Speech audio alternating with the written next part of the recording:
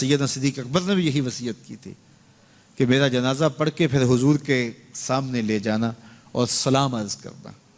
حضرت صدیق اکبر کی وصیت تھی حضور کے پاس لے جانا اور حضور سے اجازت مانگنا،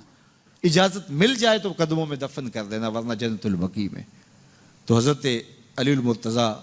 اور حضرت انس روایت کرتے ہیں کہ ایسا ہی ہوا کہ ہم نے جنازہ اٹھایا، پڑھا اور پھر حضور کے مواجہ انور کے سامنے رکھ دیا اور سارے ہاتھ باندھ کے عرض کرتے یا رسول اللہ ھذا ابو بکر یستاذنک، اے اللہ کے پیارے محبوب صلی اللہ علیہ وسلم، یہ ابو بکر ہیں، آپ سے اجازت طلب کرتے ہیں، آپ کی قربت میں دفن ہونے کا شوق ہے، ہمیں کیا حکم ہے؟ تو اس وقت حجرہ عائشہ تھا، یہ گنبد خضرا نہیں بنا ہوا تھا، صرف حجرہ تھا اور اس کو تالا لگا تھا، چابی حضرت عائشہ کے پاس ہوا کرتی تھی رضی اللہ تعالی عنہ، تو تالا لگا ہوا تھا اور لوگوں نے رکھ کے یہ عرض کیا، تو پھر کیا ہوا کہ وہ تالا خود بخود کھلا، پھر کنڈی بھی خود بخود کھلی، اور پھر جو دروازہ تھا وہ خود بخود کھلا اور اندر سے آواز آئی اوصل الحبیب الی الحبیب لان الحبیب الی الحبیب مشتاق، یار کو یار سے ملا دو، یار تو پہلے یار کا انتظار کر رہا ہے۔ تو قبر انور سے یہ آواز آئی، حضور کے روضہ انور سے یہ آواز آئی۔ ہاں وہ یہ کہتے ہیں کہ جی وہ روضہ شریف سے آواز آئی کہ حبیب کو حبیب سے ملا دو۔ یہ میرے بھائیوں یہ تاریخی روایتیں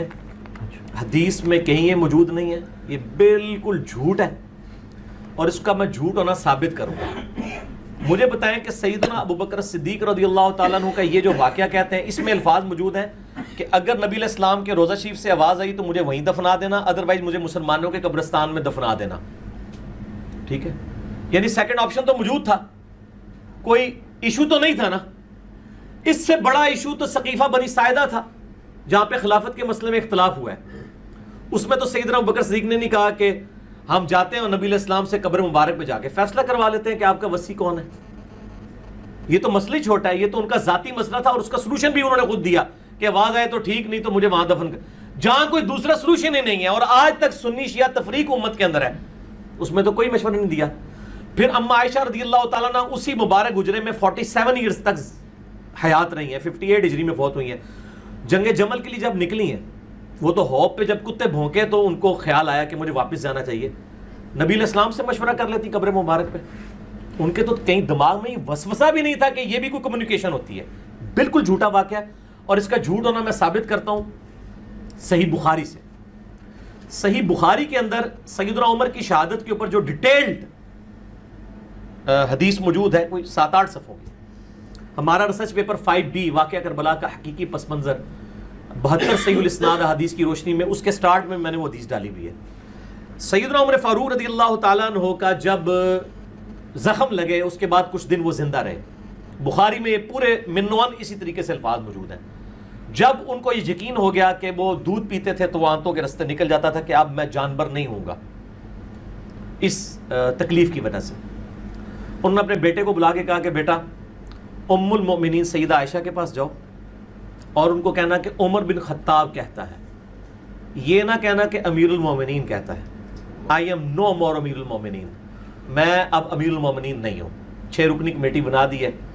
علی، عثمان، طلحہ، زبیر، سعد بن ابی وقاص، عبد الرحمن بن عوف رضی اللہ عنہ اجمعین علیہم السلام۔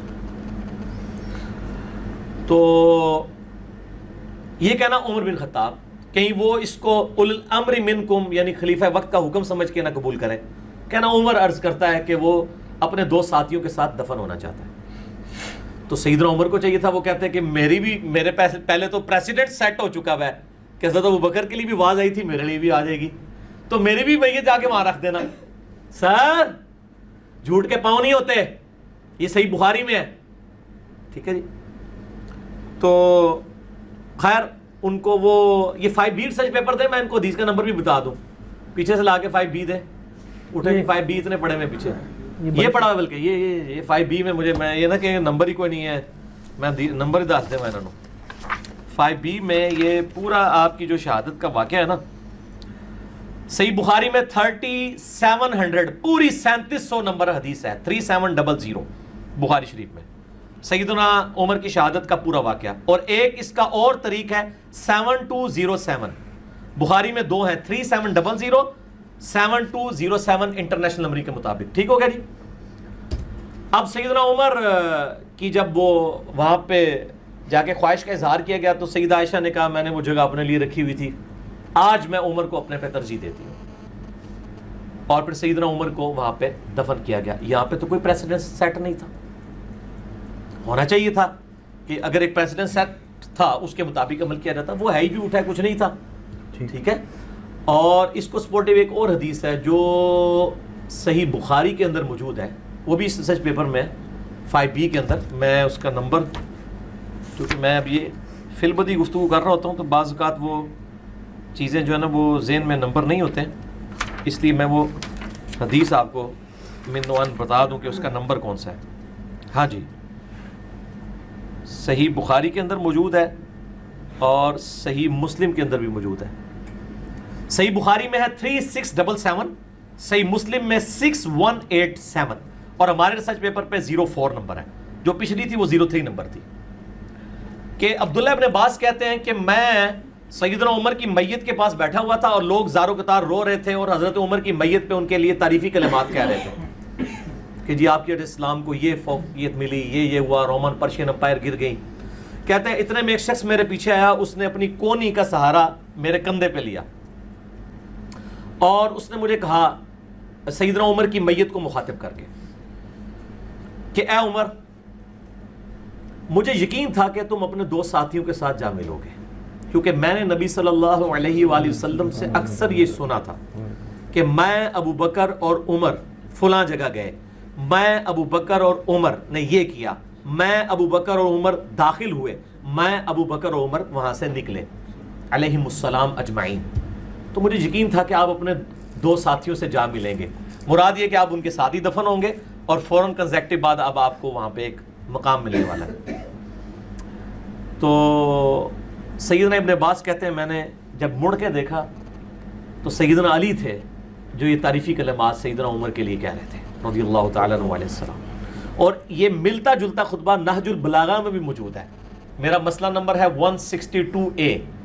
خلافت راشدہ کے 30 سال نہج البلاغہ میں مولا علی علیہ السلام کے 5 خطبات کی روشنی میں یہ خطبہ اس سے ملتا جلتا سیدنا عمر کی شان میں نہج البلاغہ میں بھی اہل تشیع کے ہاں بھی موجود ہے۔ تو یہاں پہ بھی سیدنا علی نے کیا کیا، میں ابو بکر عمر، نبی علیہ السلام فرماتے تھے، تو اگر ابو بکر کے لیے آواز آ گئی تھی تو عمر کے لیے بھی آنی چاہیے تھی۔ یہ دوسری میری لاجک ہے کہ نبی علیہ السلام حضرت ابو بکر اور عمر کا نام اکٹھا لیا کرتے تھے، ان کو ایک سٹیٹس پہ فائز کرتے تھے، اور آج بھی ان دونوں کی قبریں نبی علیہ السلام کے پہلو میں الحمدللہ، قیامت الدین بھی ظاہر ہے اکٹھے ہی وہاں سے اٹھائے جائیں گے۔ تو اگر ایک کے لیے تھا تو دوسرے کو تو اور کانفیڈنس ہونا چاہیے تھا کہ حضرت ابو بکر کے لیے بھی تھا، میرے لیے بھی آواز آ جائے گی، یا وہ کہہ دیتے کہ جی مجھے پتہ نہیں آواز آتی ہے کہ نہیں آتی ہے تو میرا تو اما عائشہ سے ہی پوچھ لو، تو جھوٹ کے پاؤں نہیں ہوتے۔ یہ سب کے سب جھوٹے واقعات ہیں، ٹھیک، اور یہ مطلب حدیث کی کتابوں میں موجود نہیں ہے۔ یہ خصائص الکبریٰ ایک کتاب ہے، اس کے اندر یعنی نقل کیا گیا ہے، اور ہم تو پہلے ہی کہتے ہیں کہ یہ اس طرح کی کتابوں نے جو ہے نا امت کے عقائد خراب کیے، ٹھیک ہے۔